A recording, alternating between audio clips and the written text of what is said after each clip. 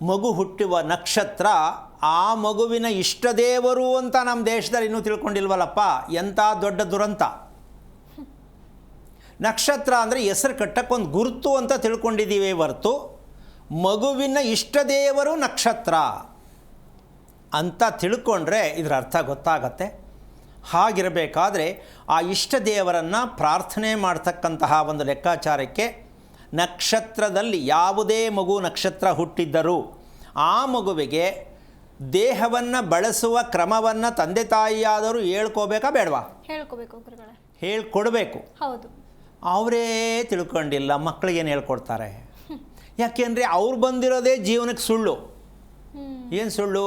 ಮದುವೆ ಮಾಡ್ಕೊಂಡಿರೋದೇ ಸುಳ್ಳು ಅಂತ ಗೊತ್ತಿಲ್ಲ ಅವ್ರಿಗೂ. ಗೊತ್ತಿಲ್ಲ. ಯಾಕೆ ಸುಳ್ಳು ಅಂತ ಹೇಳ್ತೀರಾ? ಮದುವೆ ಮಾಡ್ಕೊಂಡು ಯಾಕೆ ಸುಳ್ಳು ಮಾಡ್ಕೊಂಡಿದ್ದೀವಿ ನಾವು ಅಂದರೆ, ಮದುವೆ ಎಲ್ಲ ಆದಮೇಲೆ ಮಾಂಗಲ್ಯಧಾರಣೆ ಆದಮೇಲೆ ಸೂರ್ಯ ನಮಸ್ಕಾರ ಅಂತ ಕರ್ಕೊಂಡು ಹೋಗ್ತಾರೆ. ಹೌದು. ಸೂರ್ಯ ನೋಡೋಕ್ಕಾಗತ್ತಾ? ಆಗಲ್ಲ ಗುರುಗಳೇ. ಅಲ್ಲಿ ನೋಡಬೇಕಾಗಿದ್ದು ಶಾಸ್ತ್ರಾಧಾರಿತವಾಗಿ ಚಂದ್ರನ್ನ. ಚಂದ್ರನ ನೋಡಬೇಕಾದ್ರೆ ಮದುವೆ ಮುಹೂರ್ತ ಯಾವಾಗ ಆಗಬೇಕಿತ್ತು? ಬೆಳಗಿನ ಜಾವ 5 ಗಂಟೆಗೆ ಆಗಬೇಕಿತ್ತು. ಇದು ನಿಜವಾದ ಸತ್ಯವಾದ ಧರ್ಮಕ್ಕೆ ಹತ್ತಿರವಾದಂಥ ಮದುವೆ. ಚಂದ್ರ ದರ್ಶನ ಮಾಡಿದವರು ಶ್ರೀಮಂತಿಕೆಯನ್ನು ಹೊಂದುತ್ತಾರೆ, ಆಯುಸ್ಸು ಆರೋಗ್ಯವನ್ನು ಹೊಂದುತ್ತಾರೆ ಅಂತಕ್ಕಂಥದ್ದು ಧರ್ಮದಲ್ಲಿದೆ. ನಾವು ಚಂದ್ರ ಇರಬೇಕಾದ್ರೆ ಮಲಗಿರ್ತೀವಿ, ಹೆಣ್ಣು ಗಂಡು ಮಲಗಿರ್ತಾರೆ, ಮದುವೆ ಚೌಟ್ರಿಗೆ ಬರೋರು ಮಲಗಿರ್ತಾರೆ. ಹೌದು. ಚಂದ್ರ ಇರುವಾಗ ಸೂರ್ಯ ಕಣ್ಣು ಬಿಟ್ಟಾಗ ಇವರೆದ್ದು ಸ್ನಾನ ಮಾಡ್ತಾರೆ. ಹೌದು ಹೌದು.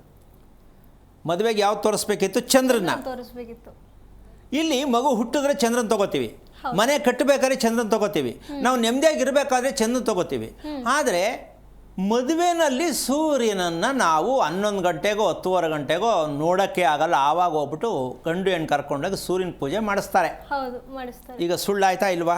ಆಯ್ತು ಗುರು. ಮಾಡಬೇಕಾಗಿದ್ದು ಯಾರಿಗೆ? ಚಂದ್ರನಿಗೆ. ಮಾಡ್ತಾ ಇರೋದು ಯಾರಿಗೆ? ಸೂರ್ಯನಿಗೆ. ಸೊ ಅಲ್ಲೂ ಏನು, ಯಾವಾಗಲೂ ಸದಾ ನಾವು ಜೊತೆಲೇ ಇರ್ತೀವಿ, ಒಬ್ರಿಗೊಬ್ರು ಬಿಟ್ಟಿರಲ್ಲ ಅಂಥೇಳಿ ಇಬ್ಬರು ಸೇರಿ ಪ್ರಮಾಣ ಮಾಡಿ ಸೂರ್ಯನನ್ನು ನೋಡಿದ್ದೀವಿ ಅಂತ ಅನ್ಕೊಳ್ಳೋಣ. ಹೌದು. ಜೊತೆಲಿ ಇರ್ತಾರಾ? ಇಲ್ಲ. ಯಾವಾಗ ಜೊತೆಲಿ ಇರಬೇಕಿತ್ತು? ಪೂಜೆ ಮಾಡುವಾಗ ಇಬ್ಬರು ದಿನ ಜೊತೆಯಲ್ಲೇ ಇರಬೇಕು. ಹೌದು. ದಿನ ಇಬ್ಬರು ಎದ್ದು ಸೂರ್ಯ ನಮಸ್ಕಾರ ಮಾಡಲೇಬೇಕು. ಯಾರು? ಗಂಡ ಹೆಂಡತಿ. ಹೌದು. ಮಗು ಆಗಕ್ಕೆ ಮುಂಚೆ. ಹೌದು. ಮಾಡ್ತಾ ಇದ್ದಾರಾ? ಇಲ್ಲ ಗುರು. ಮದುವೆಲೇ ಇಲ್ಲ ಅಂದರೆ ದಿನ ಮಾಡೋದೆಲ್ಲ ಬಂತು? ಪುರೋಹಿತರು ಸೂರ್ಯನ ಬೆಳಿಗ್ಗೆ ಎದ್ದು ದಂಪತಿಗಳಾದವರು ಸೂರ್ಯ ನಮಸ್ಕಾರ ಮಾಡಲೇಬೇಕು, ಸೂರ್ಯನ ಪೂಜೆ ಮಾಡಲೇಬೇಕು ಅಂತ ಹೇಳಿದಾರಾ? ಇಲ್ಲ ಗುರುಗಳೇ.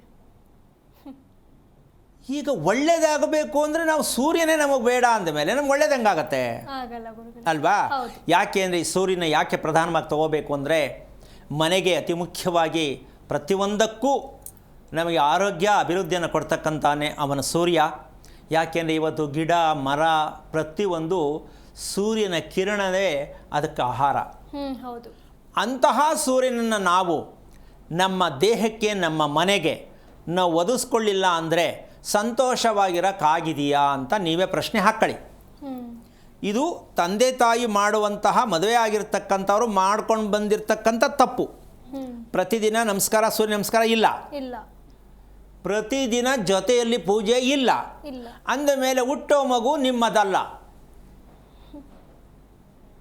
ಹುಟ್ಟುವ ಮಗು ನಿಮ್ಮ ಸ್ವಂತದ್ದಲ್ಲ.